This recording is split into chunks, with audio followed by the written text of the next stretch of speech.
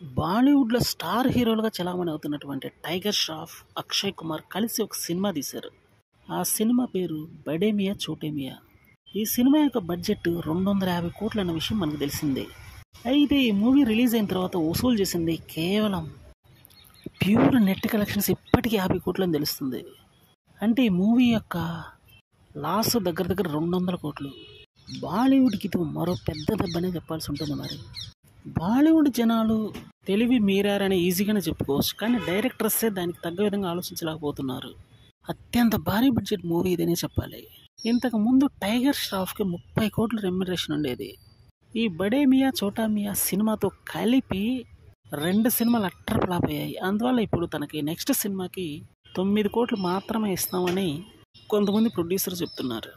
అంటే 21 కోట్లు తనకి రెమ్యునరేషన్ తగ్గించుకోవాల్సి వచ్చింది కేవలం 2 ఫ్లాప్ల కారణంగా. ఉజ్వల భవిష్యత్తు ఉన్నటువంటి టైగర్ ష్రాఫ్ రాంగ్ స్క్రిప్టులు ఎంచుకొని రాంగ్ మూవీస్ని తీయటం వల్ల ఇటువంటి గడ్డు పరిస్థితిని అయితే ఎదుర్కోబోతున్నాడని చెప్పాలి. ఎదుర్కొన్నాడు కూడా. అందువల్ల ఇక భవిష్యత్తులో అయినా మంచి సినిమాలు ఎంచుకోవాలని మాత్రం ట్రేడ్ విశ్లేషకులు అంటున్నారు. ఇది మాత్రం అతనికి గట్టి దెబ్బే అని చెప్పాలి.